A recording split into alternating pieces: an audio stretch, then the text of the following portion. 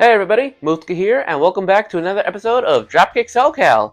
A special one, a little end of the year kind of thing. We are now going to be talking about, today, for the end of the year, we gotta look back, unfortunately, at the worst matches of 2025. Yes, indeed. Now, I've seen videos like this before and on a lot of other channels. For some reason, everybody always starts off with the best and then the worst. No. Let's get the crap out of the way first and save the best for last, right? So yeah, let's go ahead and end this year talking about the crap, just get it out of the way, and then we'll talk about some of the good stuff going into the new year, you know? But yeah, guys, so 2025, it's been an interesting year for wrestling. Terrible year for WWE, but other companies flourished here and there, you know? I mean, I was kind of skeptical about AAA being purchased by WWE, but morale seems pretty good right there right now. AEW kind of got back on track a little bit, you know? But yeah, it's been an interesting year for wrestling just overall. But yeah, guys, today we're just going to talk about my top 3 personal worst matches of the year. So again, guys, this is just my personal worst. You guys could share yours down in the comments below. Let me know what you think. But yeah, let's just go ahead and get started with this little crap show for sure. Alright, bear with me. Starting off with number 3, Okada versus Omega at AEW All In. Now, this match was not putrid, okay? It was not putrid by any means necessary. It was alright, but here's the thing. It's Okada, it's Omega. You've seen the stuff that they do in Japan, and this just did not live up to it. I mean, like, Japanese wrestling and American wrestling are quite different in the way they're just presented, and you just can't really copy it, you know? You just can't. It was an alright match, but I mean, it just did not serve on the level of their NJPW matches, you know? It just did not. A little bit of theatrics here and there, you know, with Don Callis getting involved and stuff like that. That's the thing I do like about Japanese wrestling, is that it's just pure, you know, hand-to-hand kind of shit, you know? Pardon my language. But yeah, I mean, not a bad match per se, but just, I put too much expectations, I guess you could say, for it to just end up being alright. I mean, yeah, you know, again, but not a bad match per se still, but it just didn't live up to that, didn't live up to that level, you know? But yeah, that's why I gotta put that at third. I had too high expectations of this match, and it ended up just being alright. But hey, what can you do, you know? Oh well. Kazuchika Okada and Kenny Omega, amazing wrestlers. Amazing little, like, legacy they have in Japan.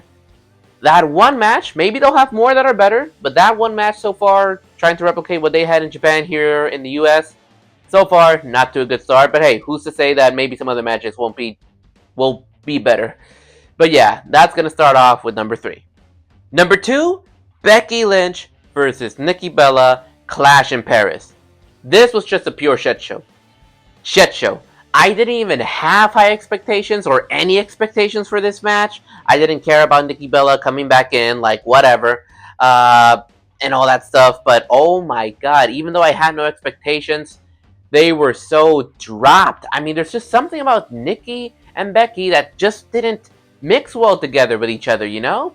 I mean, guys, what can I say? I just gotta say 2 things here. One, that goddamn table spot. Now, I like Becky. I really do. There are some moments where her selling is just a little too much, you know? Like, come on, a punch throws you that far back with your hair and your hand swinging all the way. Come on, no.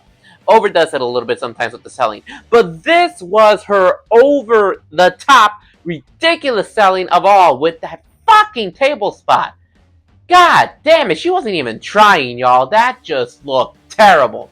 That killed it all, you know? And then Nikki, of course, she might be a little bit rusty because, you know, she isn't as active as she was back in the day. But my god, that terrible miss where she was trying to do a kick from the post and just hit nothing. Becky was too far back. Like, guys, they just did not work well together. So this match was terrible.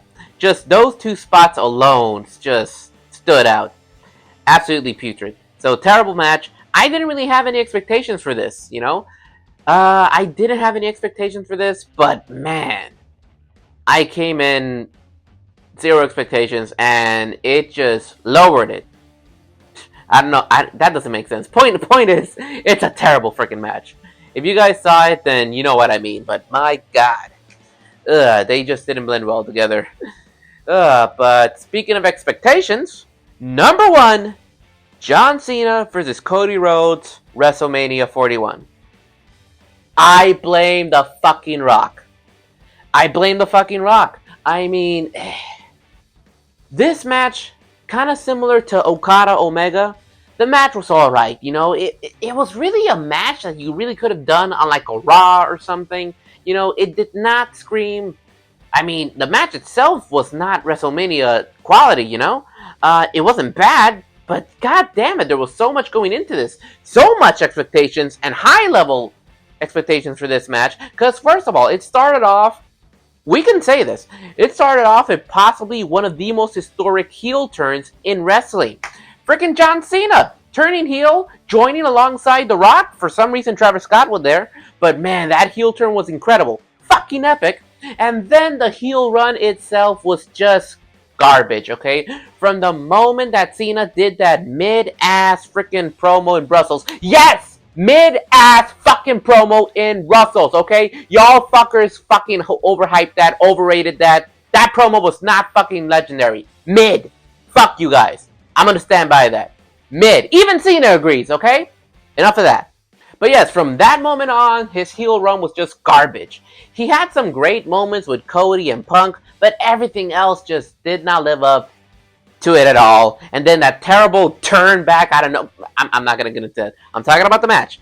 But yes, the Cena-Cody match, again, was just mid-level. It's something that could have been on another pay-per-view, or even for free on Raw or SmackDown or something. My God. And then, of course, you know... I mean, why put yourself in there, fucking Rocky, if you're not even going to show up at the climax of it, you know? We don't care about Travis Scott. It didn't make any sense to have him there just for star power? To have people watching? Absolutely terrible. So, congrats to Cena for the 17-time record-breaking title. But no, oh my God, it left such a terrible taste. Because you could see it in the crowd like, wait, where's Rocky? Where's Rocky? Because you don't just put yourself in a story like that and then don't appear towards the end of it. It's like the supervillain never appears in the middle of a movie and then doesn't appear at the end. It makes no damn sense! God damn it! So you know what? The next time we see Rocky, next time Rock shows his face in WWE again, oh Dwayne, you're getting booed. You're a superstar, a megastar, all-star, whatever you want to call yourself, outside of wrestling, but no, in wrestling, you're no longer loved. We're gonna boo you. But my God, that just left the worst taste. And of course, it guys, mostly because it was a WrestleMania main event. No, that is not how you do it. Not how you do it. That's why I had to put this one at number one. It left the worst taste, the worst memories, the worst everything. Even though the match was mid, not as putrid as freaking Becky versus Nikki, but it just had so much at stake and it didn't live up to anything. God damn it. That's why that is my number one worst match of this freaking year. And hands down. For sure. Alright. But yeah, guys, that just felt like a whole long-ass rant episode. My bad, but again, I'm just sharing why I thought these matches were the worst of the worst this year. But yeah, guys, expect the next episode to be the best matches. My top 3 best matches. That's going to be a lot more fun. A lot more fun for sure. But yeah, get the crap out of the way first and then end on a bang. You know? Something WrestleMania 41 didn't do this year. Yeah. But yeah, guys, I want to know. What did you guys think of my top 3? What are your top 3 worst matches of the year, this year? And yeah, just share down in the comments below. You know, dropkick that subscribe button, the like button, all that stuff. Again, let's hope that we get some good stuff next year. Because again, it's been quite an up and down kind of year for us. this year, but hey, there's always next year. Alright, guys, so I hope you guys succeed in your New Year's resolutions. I will see you in the next year with the top 3 best matches of 2025. Alright, guys, thank you once again, and I'll see you in the next one. Peace out.